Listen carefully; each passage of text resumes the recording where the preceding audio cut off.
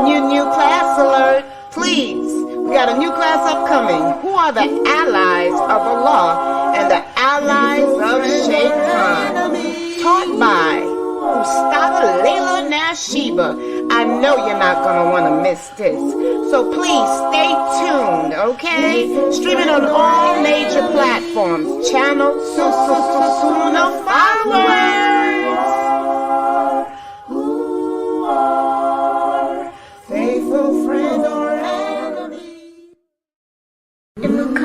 Tafsir. Where should I begin when I'm starting at the end, pursuing the higher aim, learning the meaning of every page? Where should I begin when I'm starting? Assalamu alaikum. Sunnahfollowers presents a new class, the Muqasid of Tafsir, being taught and brought to you by Ustada Layla Nashiba. Please stay tuned, streaming on all major platforms, right here on channel Sunnahfollowers.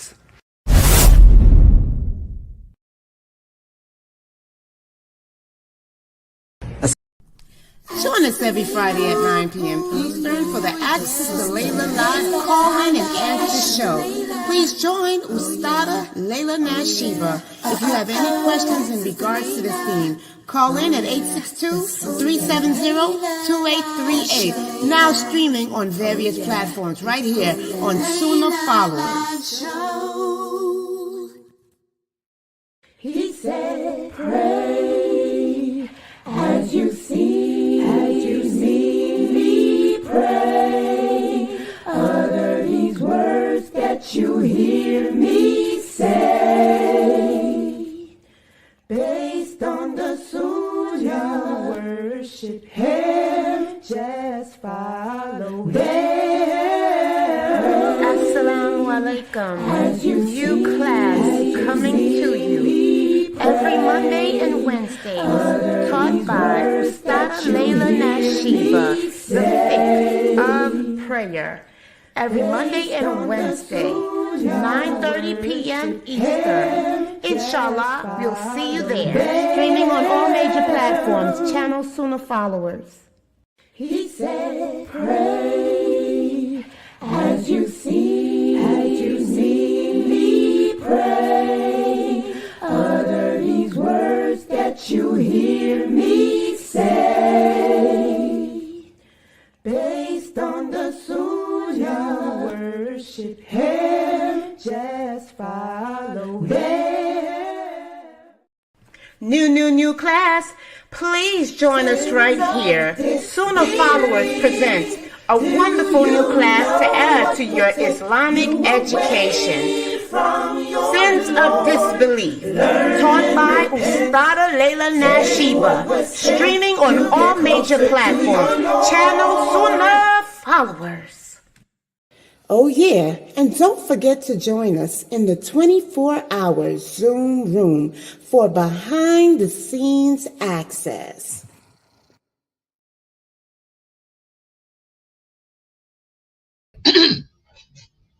Okay.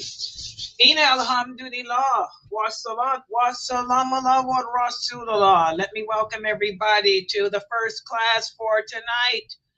This is our Aqidah class. This is the class whereas we are learning what the correct belief system of the Muslim should be.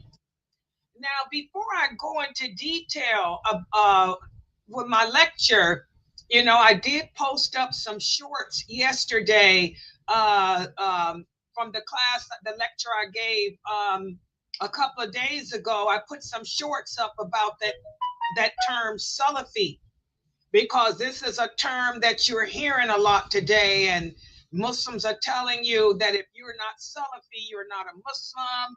If you don't announce to Salafism, you're a kafir.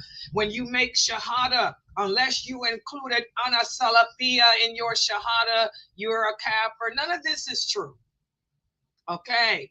So what happened is one of the brothers sent me an email today asking me, where did this come from? He asked me if the companions didn't tell people that they had to declare that they were Salafis. He said, if Allah didn't put in the Shahada ana Salafiyya, where is this coming from? Well, I want all the new Shahadas to understand people can innovate, people can deviate, people can put stuff in Islam, they can take stuff out of Islam. People can impose conditions into this religion. They can take rules and regulations out, but those are people. They're not Allah. And our Prophet Muhammad sallallahu alaihi wasallam told us that this would happen. He said in the 6th century that Allah let him know that the later generation of Muslims would do this. They would add things into the religion that were not introduced by Allah or the Prophet sallallahu alaihi wasallam. They would change the laws. They would change rules. They would do the same thing that the people that came before us did, changing their books. So this is to be expected because humans are like that. Humans are ignorant by nature.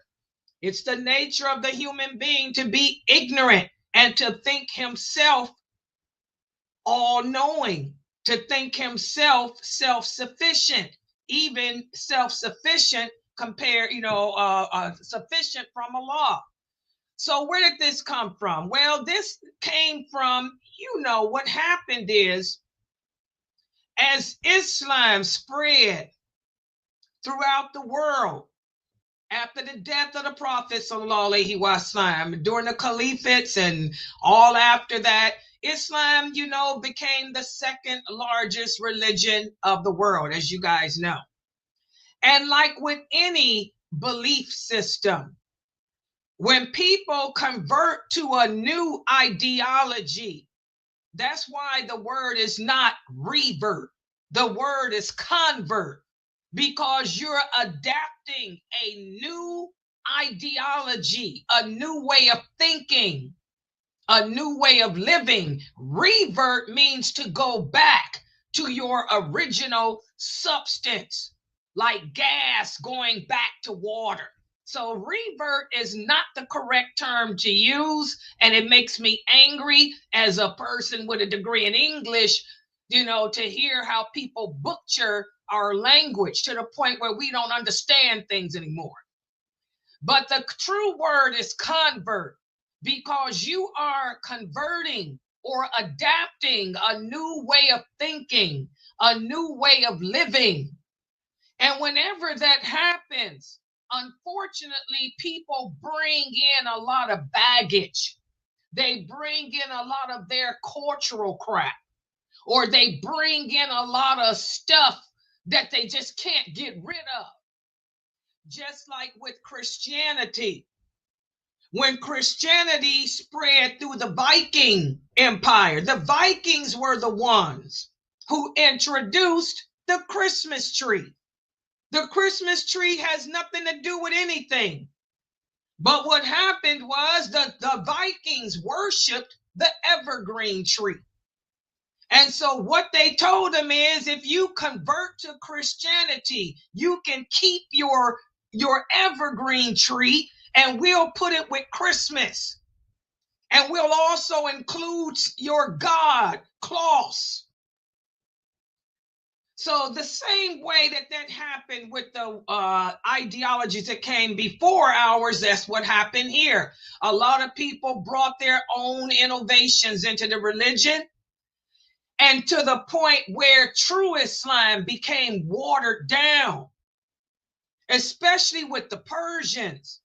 When the Persians were defeated under the caliphate of Umar radiallahu anhu, The Persians, they brought into the religion a lot of garbage. They brought into the religion of Islam ideologies of the scholars of the time. They wanted to mix the theories of this non-Muslim, the theories of that non-Muslims with Islam. They introduced science and all that crap and began to water down our religion to what it is today, where we have a lot of people professing to be Muslims, but they don't believe in the decree of Allah. We have a lot of people professing to be Muslims, but they're picking and choosing what to accept unless science proves it. So what happened is, when the religion of Islam became watered down after the death of the companions, as the companions began to die off, okay, the people that tried to keep the traditional Islam going, they had found themselves in a predicament where it wasn't just enough to say that you were a Muslim. You had to differentiate whether you were a Khawarijite, a Mu'tazilite, or were you upon the traditional Islam. So that's when this title began to emerge. It's not a title, it's an action verb. It's a verb in Arabic. Salafi means I am practicing Islam the way that the Prophet Muhammad brought it, with the understanding of the original companions, not the understanding of these Persian people here, not the understanding of these Mu'tazilite there, these Kharijites there. So that's when they started ascribing, using that word. You know, it's not a noun. It means I am upon what the Prophet Muhammad came with and those original companions. I'm not a part of that watered down garbage. That's what it basically is in plain, simple, grassroots English. So when you hear people today using that term, most people don't understand that it's not a noun, it's a verb. And you don't have to really tell a person. I don't go around calling myself Salafi. I call myself by the name Allah gave me. I'm a Muslim. All you have to do is listen to how I speak. You can listen to me for 5 minutes and tell if I am upon the traditional Islam that the Prophet Muhammad came with the understanding of those companions, or if I'm a Sufi, or if I'm a Khawarijite. It only takes 5 minutes. So you don't have to go around telling nobody. If a person is a true Salafi, they can recognize another one, because everything that we say is based on what Allah said, what the Prophet said. And if I need to explain something to you, I'm going to give you the companion's understanding. I'm here to tell you guys, most Salafis today are not really Salafis. They're no different than a method, because most people that use that term Salafi, they only follow their certain scholars. If you ask them a question about Islam, they're not going to do like me. They're not going to tell you what the Prophet said and then tell you how what Aisha said it meant, or what Ibn Abbas said it meant. What you're going to hear a lot of these brothers who call themselves Salafis do, they'll say, oh, well, Ibn Taymiyyah said this. Ibn Taymiyyah said that. Imam Hanafi said this. Imam Malik said that. They're no different than the Mathabians. A true Salafi is going to answer with what Allah said, what the Prophet said, and they're going to explain it based on what the companions said. They don't care about, they're not going to mention them other people. Because Islam is not based on what they say. Allah doesn't mention anything about nobody but the prophet and those companions and the ones after them and the ones after them.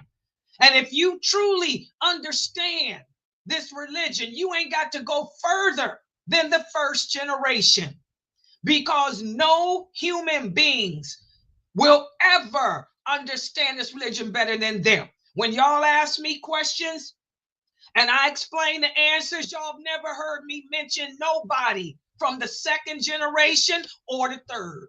I'm always telling y'all what the originals say. So if those people are truly Salafi, they would do the same. You would never hear Imam Malik come out their mouth, Ibn Taymiyyah, or nobody else, but they claim to be Salafi. Okay, so again, that's how it came about. They came about with it to try to differentiate.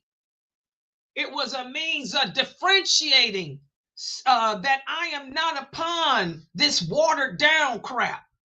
I'm practicing the true Islam, the traditional Islam.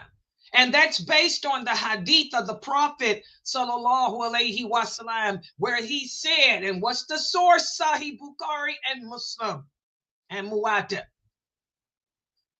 He said, stick to the traditional Islam. The traditional Islam is what I am upon and what you, my companions, are upon, and what the first 4 rulers after me are upon. That's the traditional Islam. And that's what that term Salafi means. The traditional Islam. It's not a noun.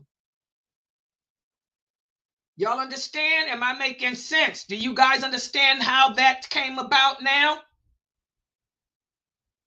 Is that clear? So, do we call ourselves that? No, we don't call ourselves that. I'm calling myself what I am, a Muslim, a person that submits. Because unless I'm submitting to Allah, how can I call myself a Salafi? Salafi is a verb. The companions were in submission to Allah. They obeyed Allah. You got to be a Muslim first and foremost. That's all it is. If you ain't a Muslim, you ain't going to submit. If you don't submit, you ain't Salafi. So why use that term? Beware of the people who do use it, because you will find the ones that do use it, they're the ones that are twisted. They're the ones that say that women can't be beautiful. Women can't wear colors. Women can't wear makeup. Women got to cover their face. Women cannot teach. Women cannot talk. Women have to lick the pus off you. Women have to prostrate to you. Those are the ones that say that type of garbage. Is that what the companions said?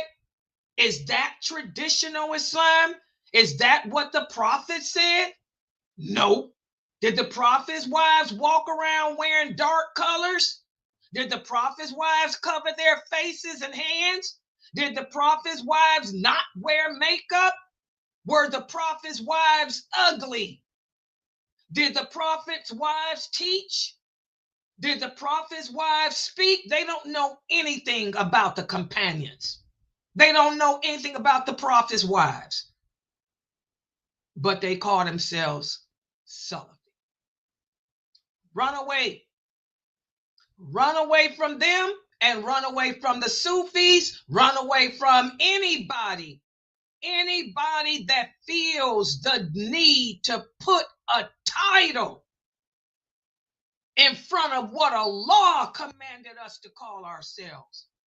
Y'all turn away from it. Y'all understand? Am I breaking this down for you, new Shahadas?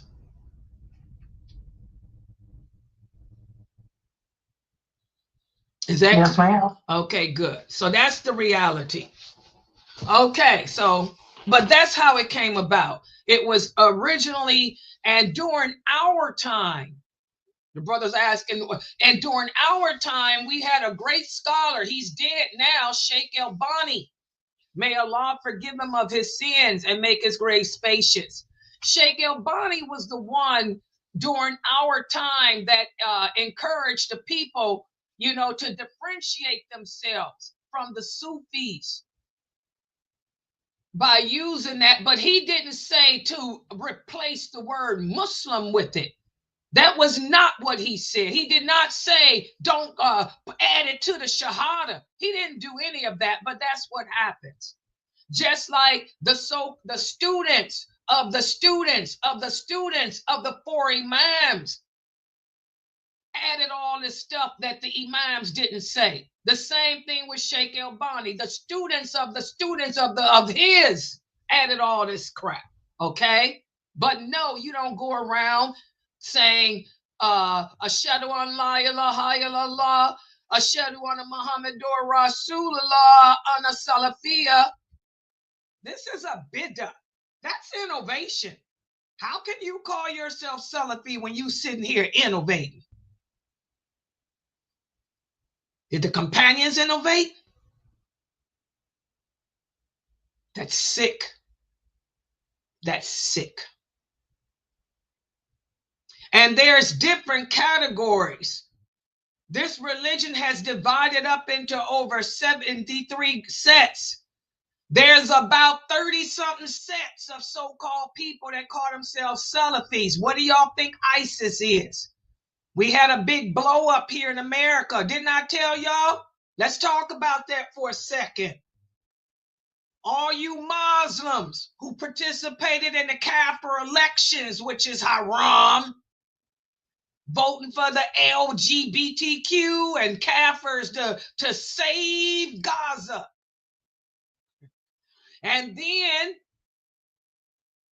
when, I tell y'all to stay out of the politics of the world, like the Prophet told the companions, don't get involved in the politics because Allah's the one in control.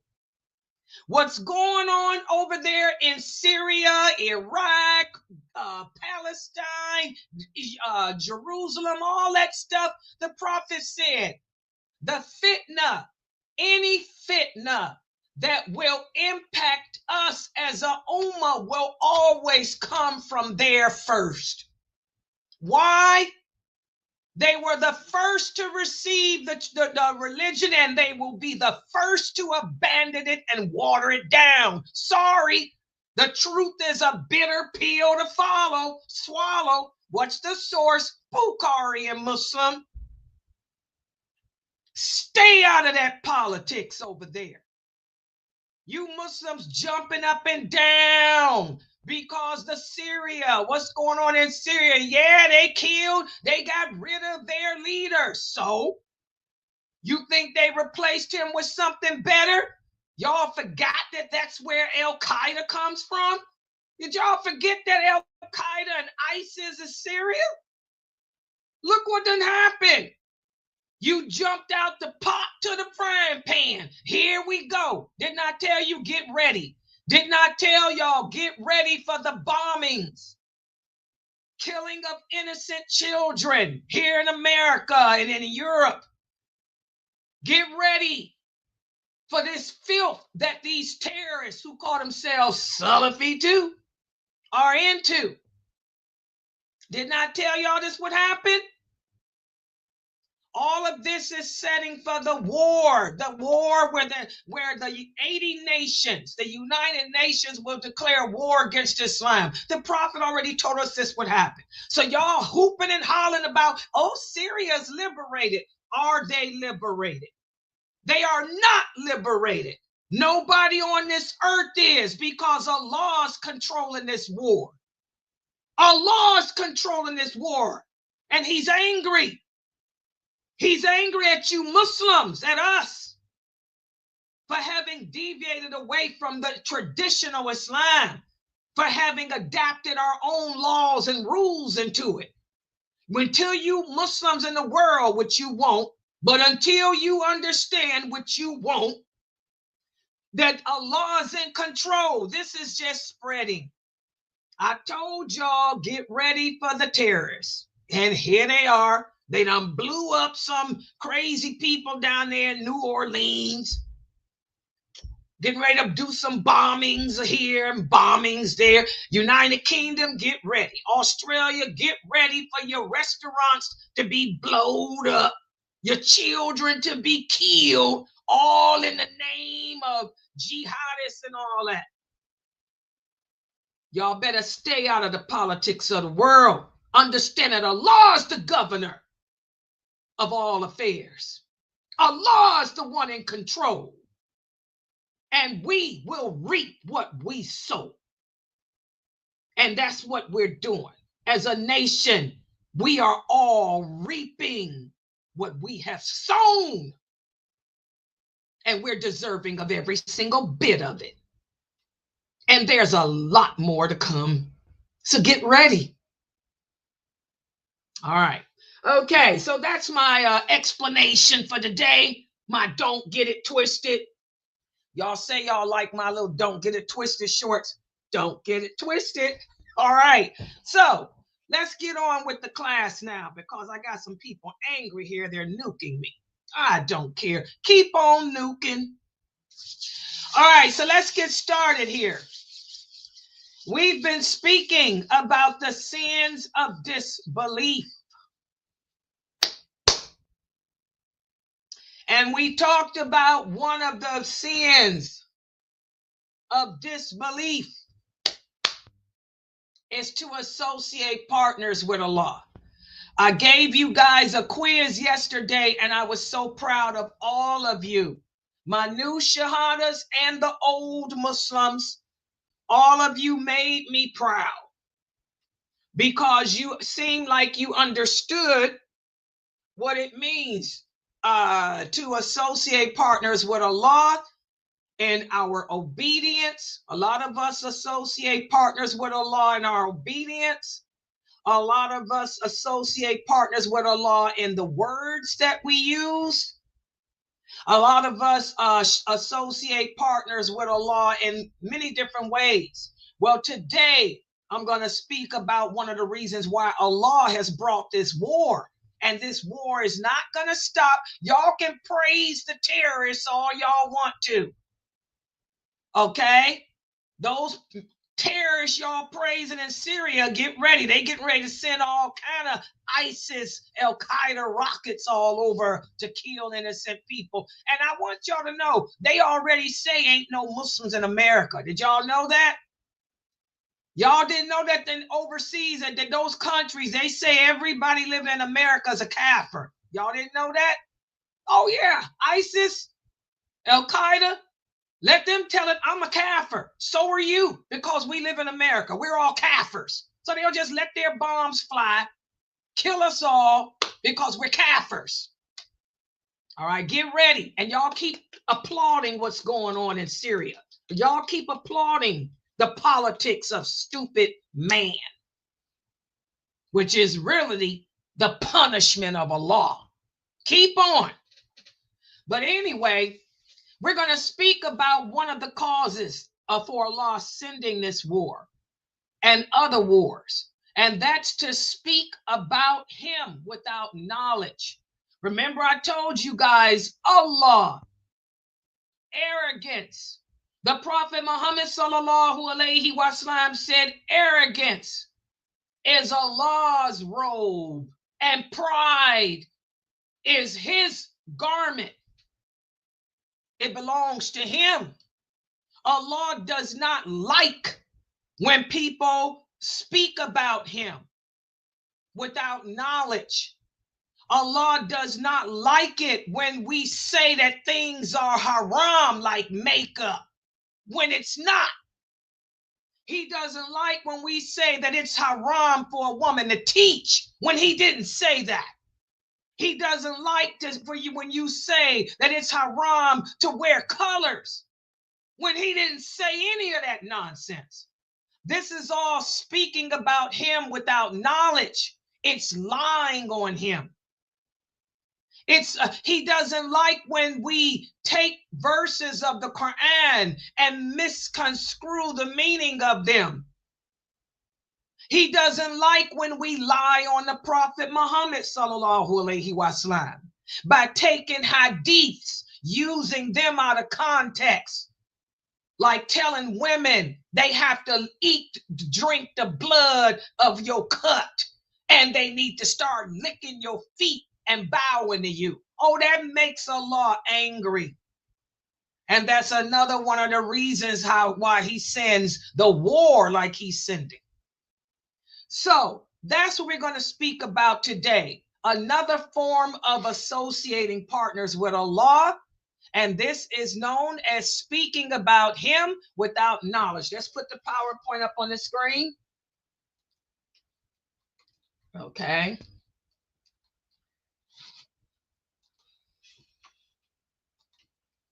Let's see, inshallah, you guys should be able to see this. If I can move this thing out the way. If I could get this Zoom thing to stay out the way, I'd be all right.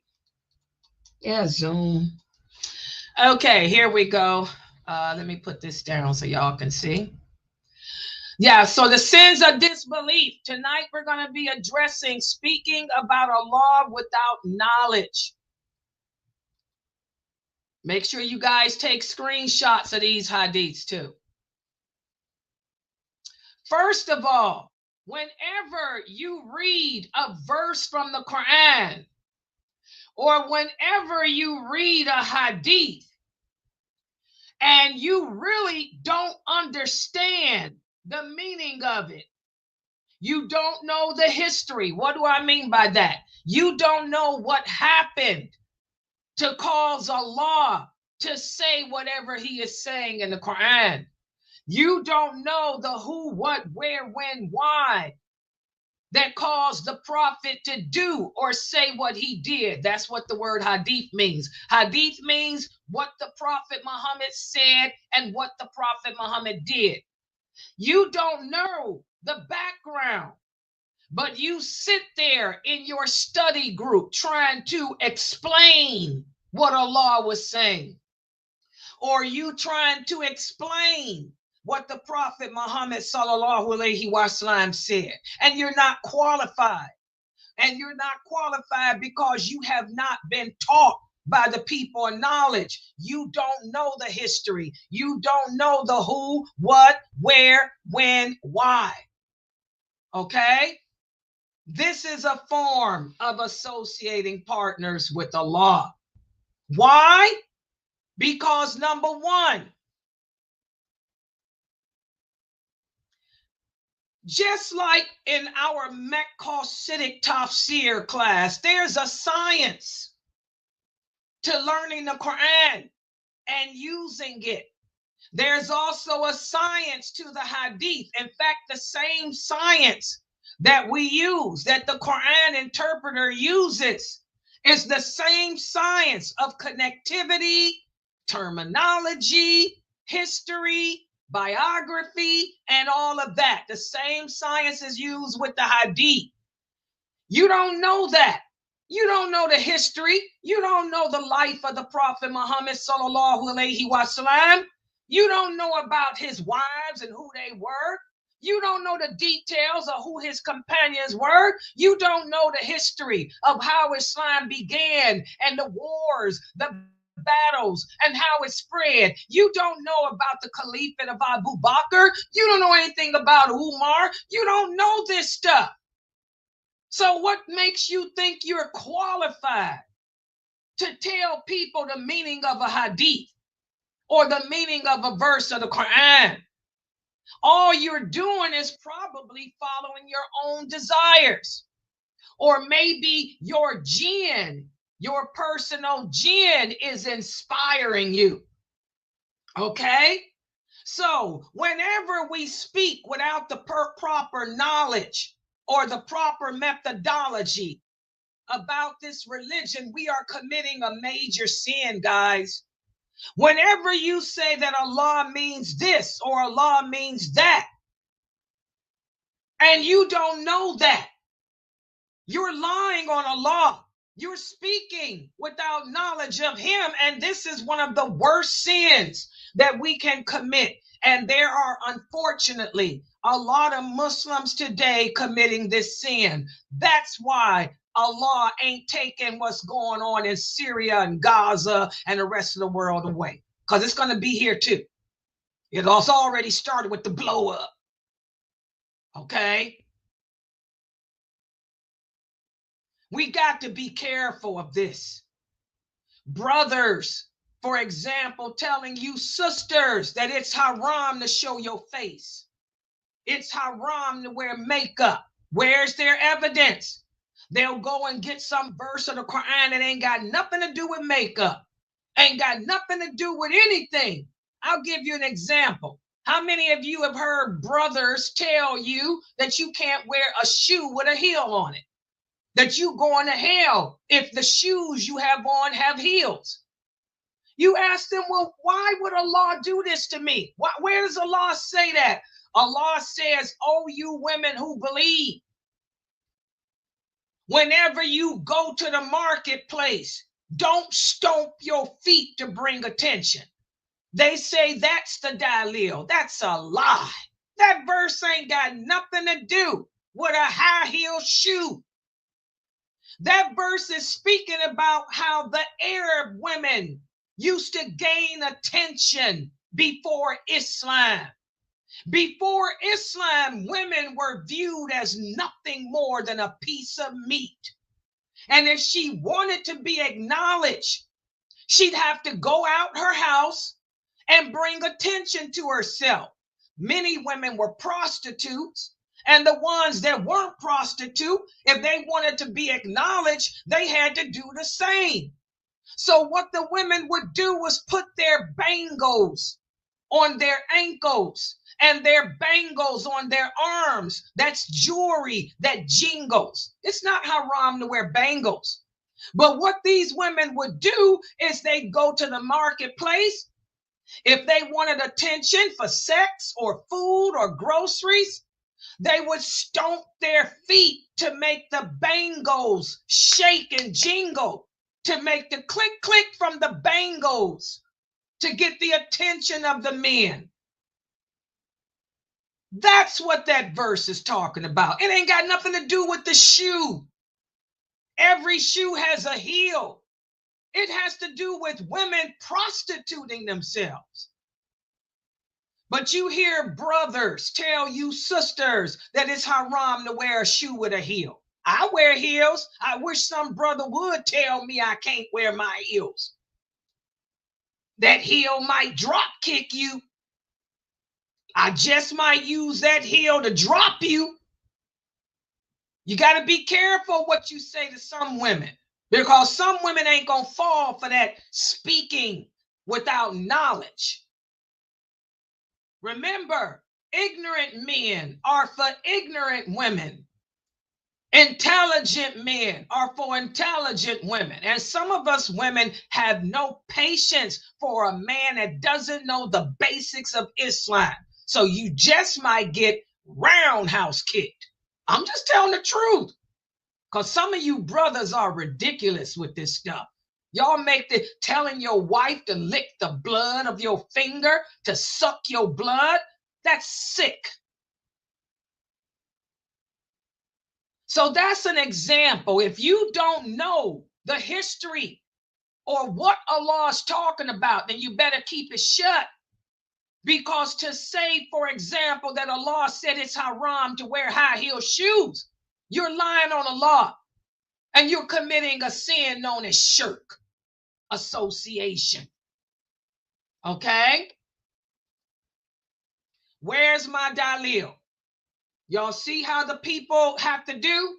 If you're going to speak about this religion, if you're going to say things about this religion, you have to bring the clear evidence like I'm getting ready to do. Listen to what Allah says in the interpretation of the meaning. Say to them, my Lord has only forbidden open and secret indecencies. He's also forbidden sinfulness. He's also forbidden, like what happened today in New Orleans, unjust aggression.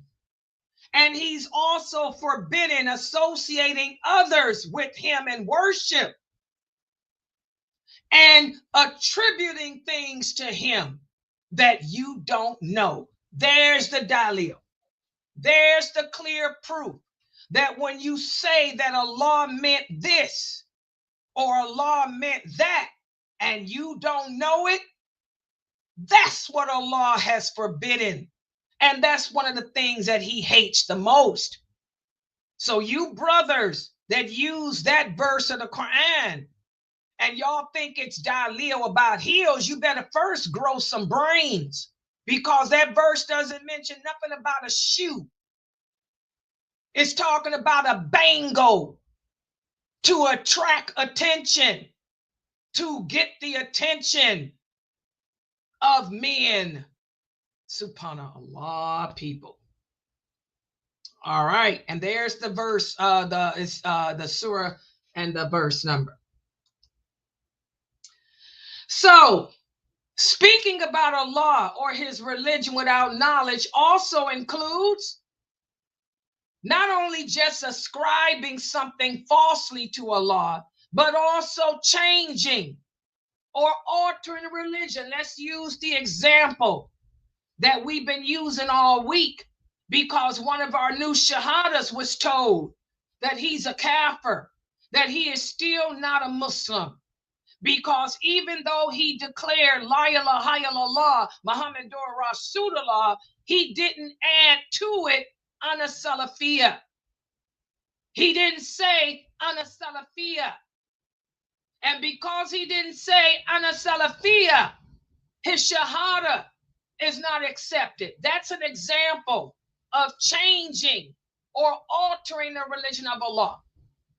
You call yourself a Salafi, and here you done committed a sin of disbelief. Where does Allah say that we have to add to the shahada ana salafiyya? Where does the Prophet Muhammad say that when you declare shahada or testimony of faith, you have to include the words ana salafiyya? Where does Allah say unless you do that, you're a kafir? Where does Allah say that he doesn't accept your shahada? This is speaking about him or his religion without knowledge. This is a sin of disbelief. Also, to deny what Allah has said. Allah said gold is only forbidden for the males of this nation, not the females.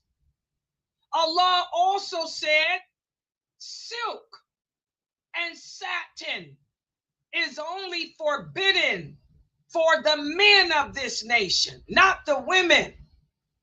You call yourself Salafi, but you're going to tell that brother that his wife can't wear gold, that his wife can't come out the house with silk on, that she has to wear black and a burlap sack and cover her face, even though Allah says that it's only forbidden for the men of this nation, not the women.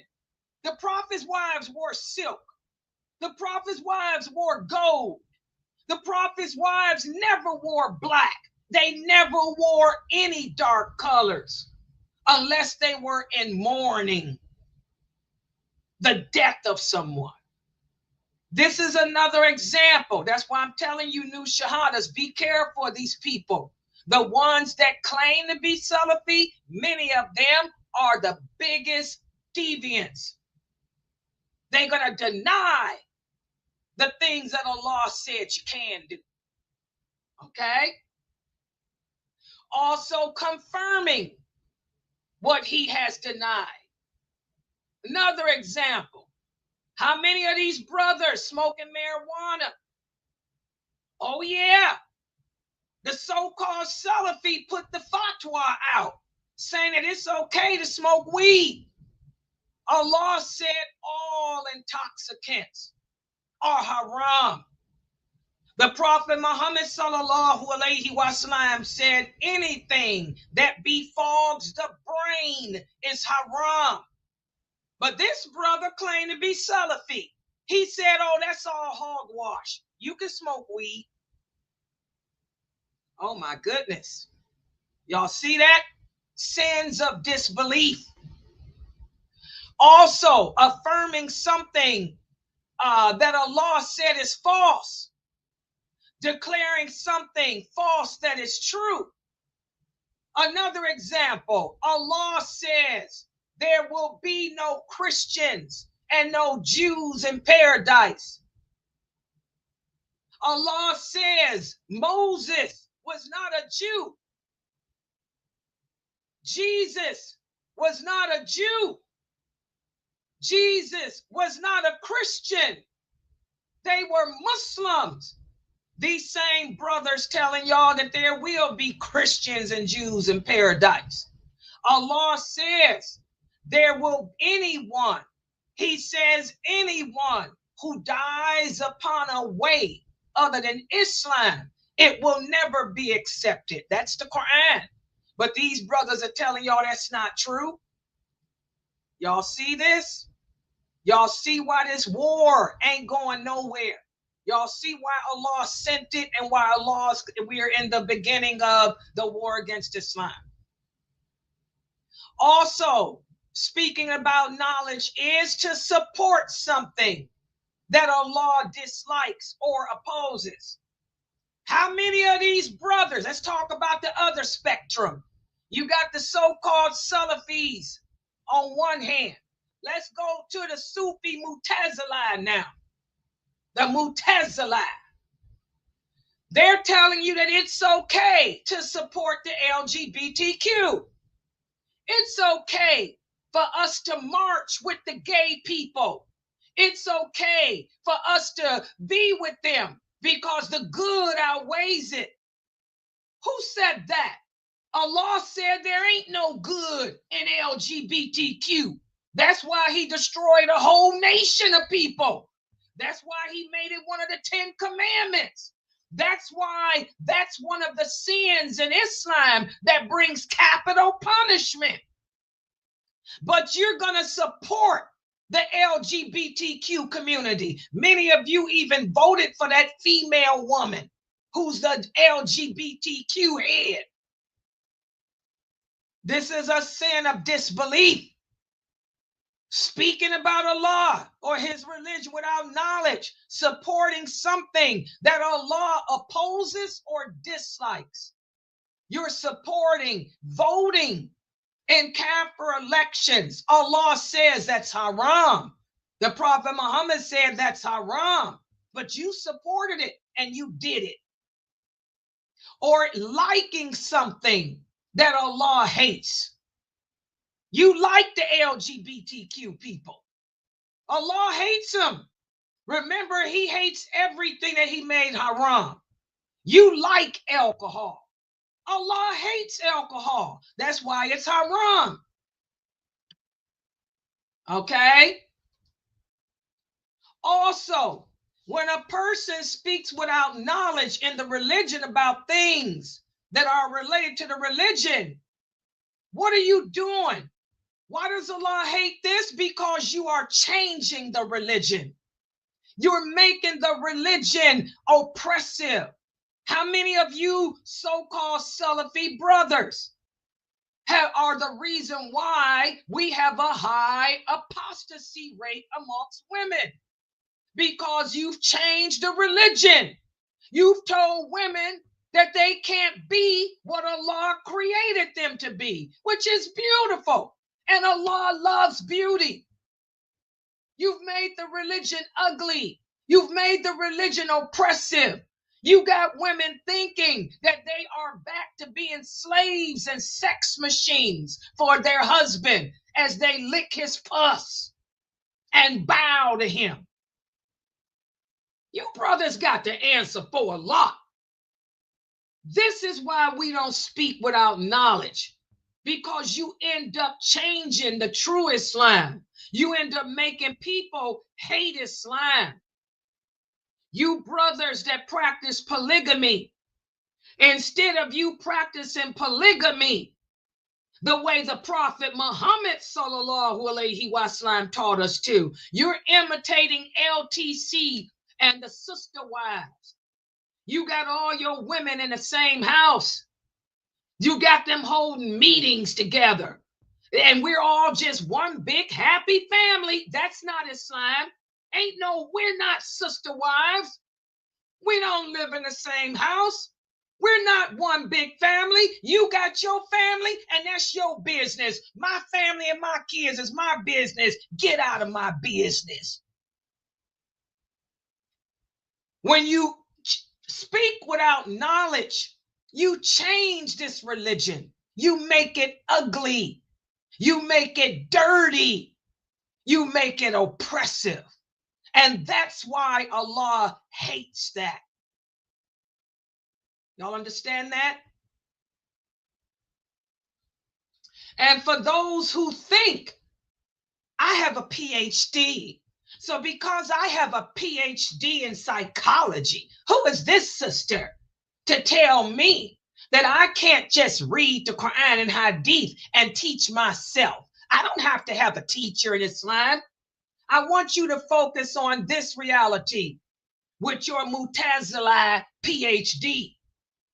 If anyone could actually make the claim that they can read the Quran, read the Hadith with a pure heart, and understand what Allah is saying because they got such a good, close relationship with Him, it would have been the original companions. And even the original companions would have never said or did anything like that. Allah tells us that no one is closer to Him. He's closer to those original companions than anyone else. They will be amongst the forerunners, where you don't even know whether you going to heaven or hell. Okay?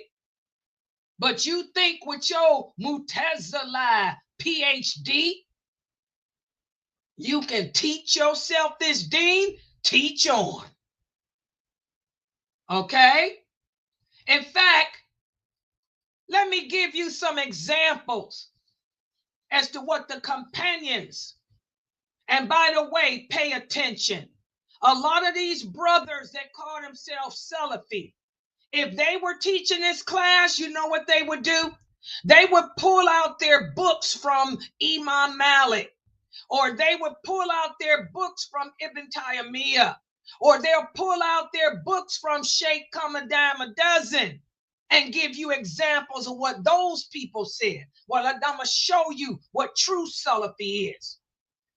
Here's examples as to what the companions said about speaking without knowledge. Abu Bakr. Who was Abu Bakr?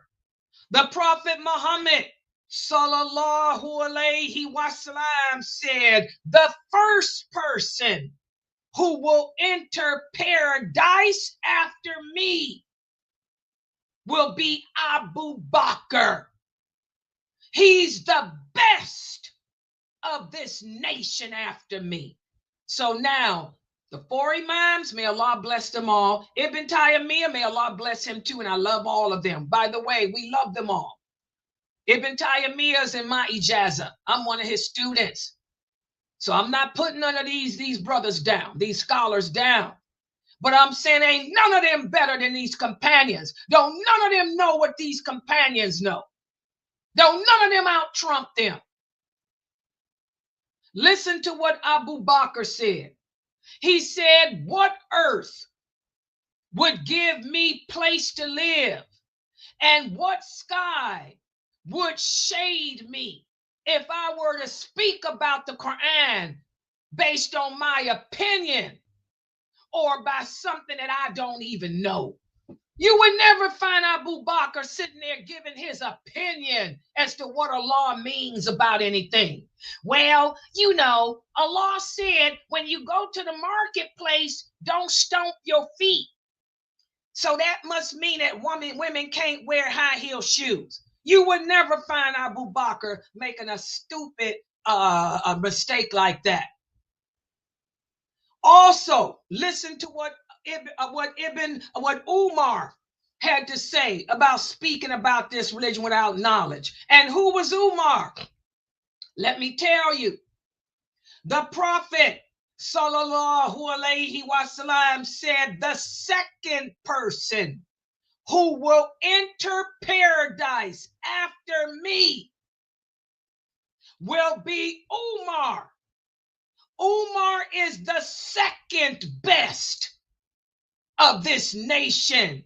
And if Allah would have sent another prophet after me, it wouldn't have been Sheikh Albani. It wouldn't have been Sheikh Morsi. It wouldn't have been Imam Malik. It wouldn't have been Ibn Taymiyyah. It would have been Umar. May Allah be pleased with him. Listen to what Umar had to say. He said, beware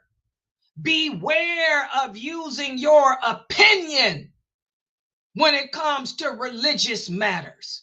How many of us put our opinion in? Well, I think it means this.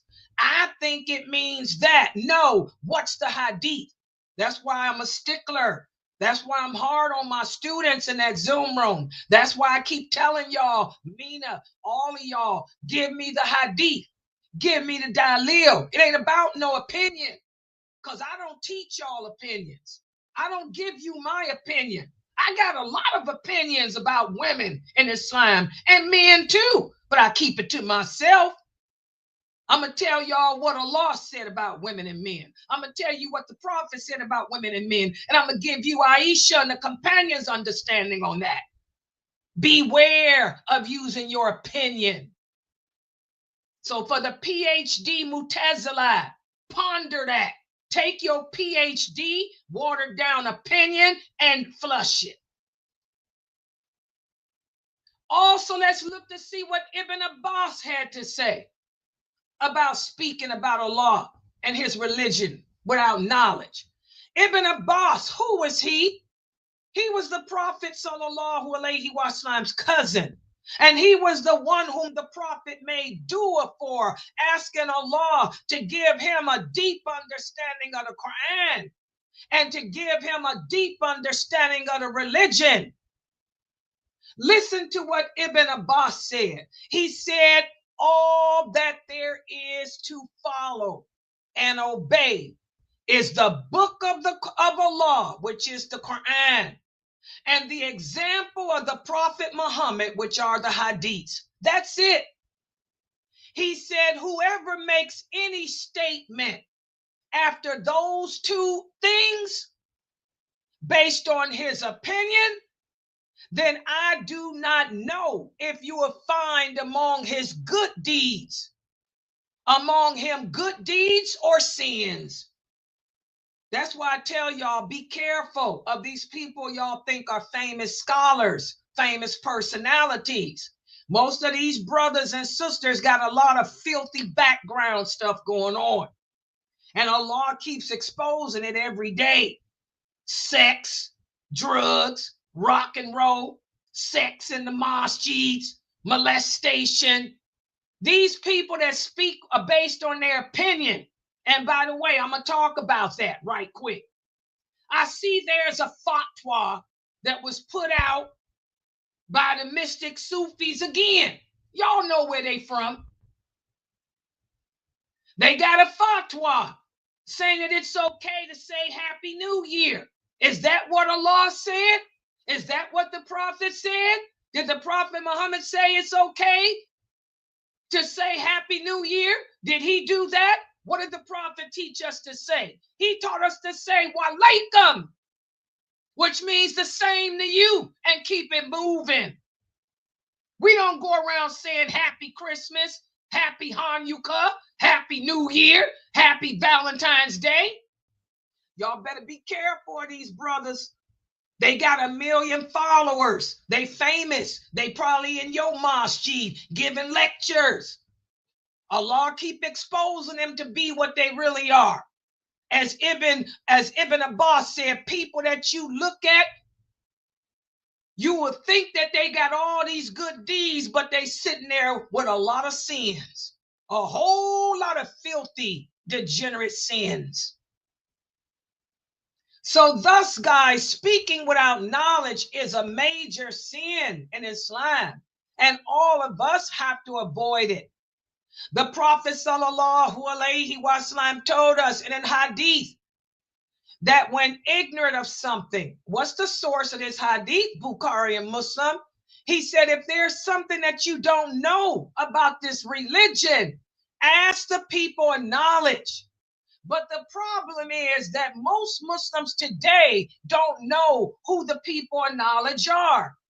Most of us today, we think that because this channel over here got 5 million followers, that person must be a scholar. Because that person travels around the world and lectures, they must be a scholar. But that's not true. More than likely, they are all allies of Shaitan. Because remember, guys, Shaitan has more followers than Allah does.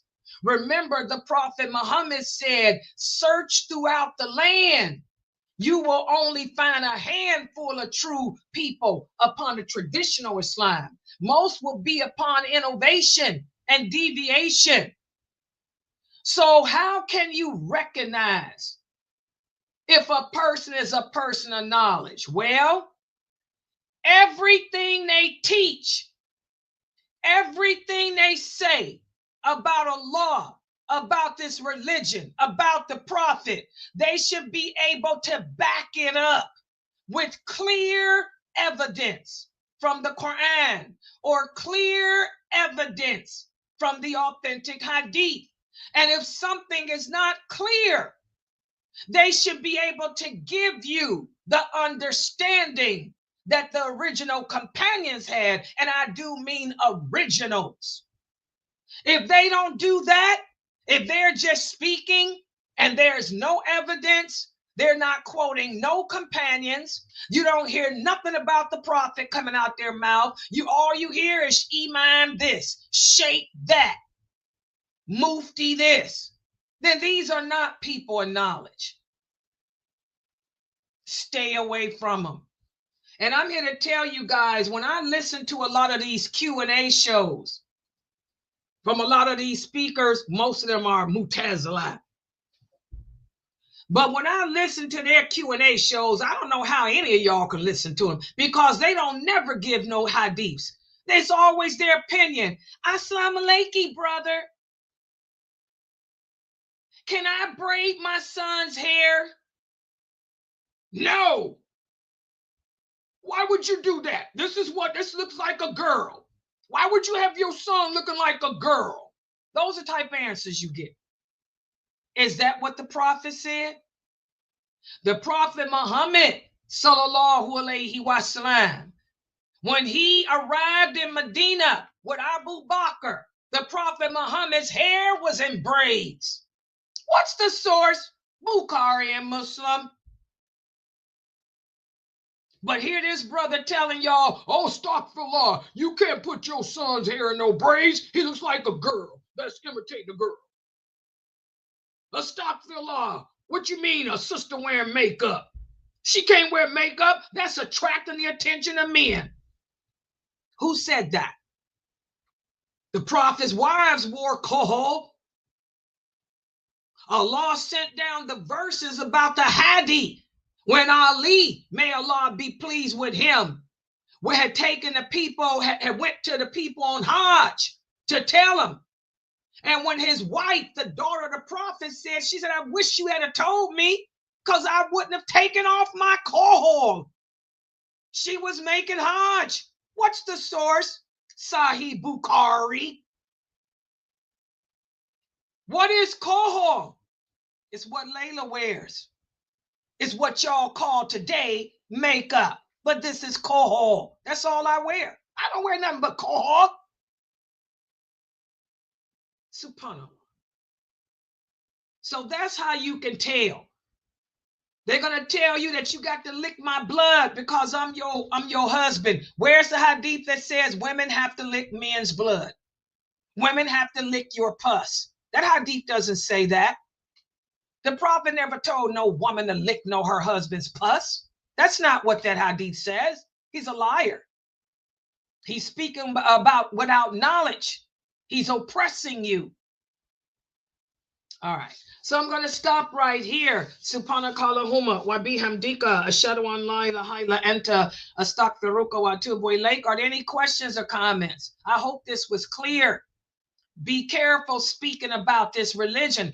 That's why I tell you, sisters, the new shahadas that got that, when y'all have these Quran study groups, you sisters have to be careful. If you're going to read the Quran together, that's nice. But keep your opinions out. Don't try to sit there figuring out what Allah is saying. I don't even recommend it for you, to be honest. Okay? All right. Any questions or comments? Alhamdulillah, Brother Dawood. I'm glad that I can make you brothers. I have a lot of male followers here. And I know you brothers are having, the new shahadas are having a hard time. Like I said, to go to the mosque, you're happy to be around your brothers to pray, and they tell you, what's your minhaj? That's just rude. You don't ask another Muslim what their minhaj is. That's just ridiculous. Yes, go ahead. Type your questions.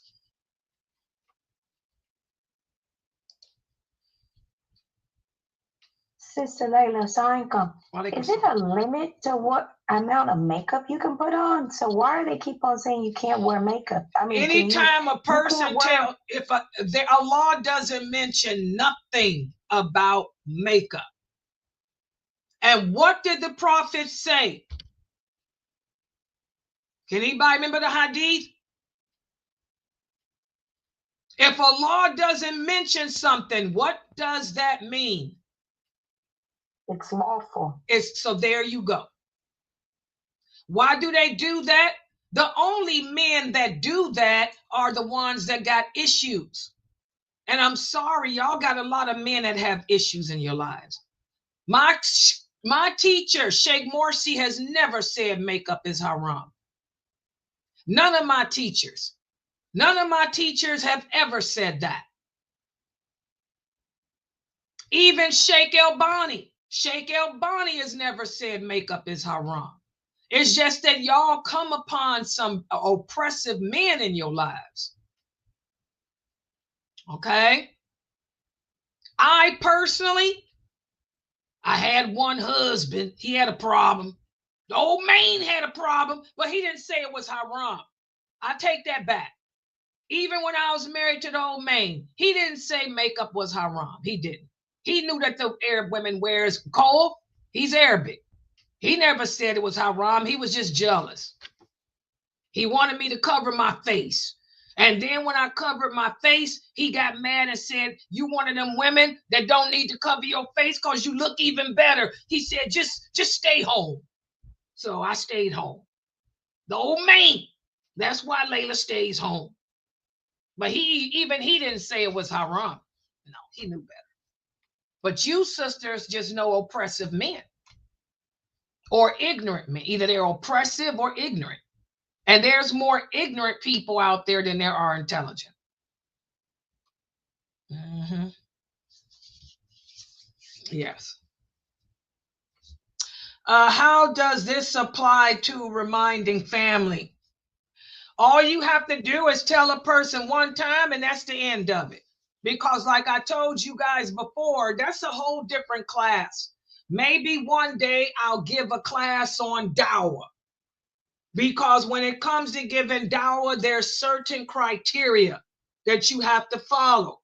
And the people are not going to take from you if they know you too personally.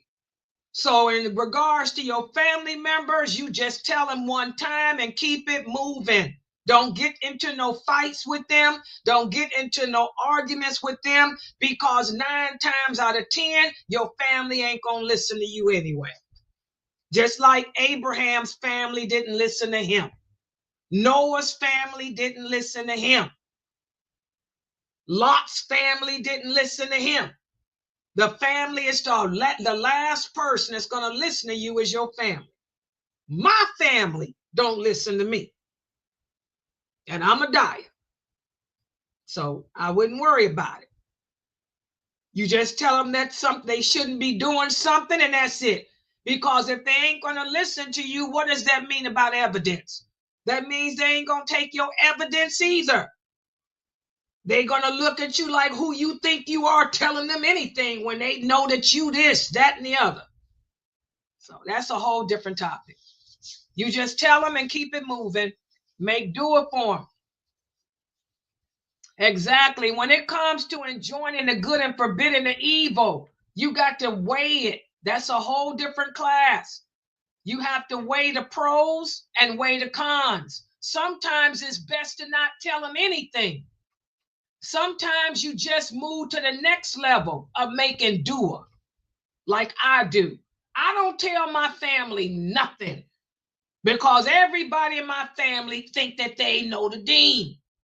So all I do is pray for them, unless I see them doing something really stupid, okay? Because enjoining good, forbidding evil, you have to know when to hold and know when to fold, because the family ties are different. You don't want to cause more harm than good, and you end up being kicked out.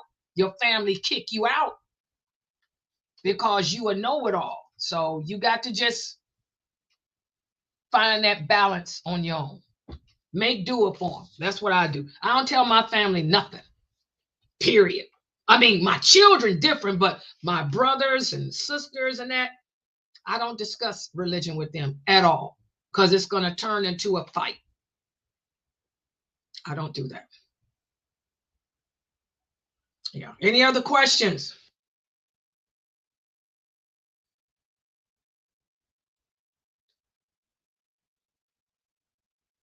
Yes, the next class for tonight is at 9:30,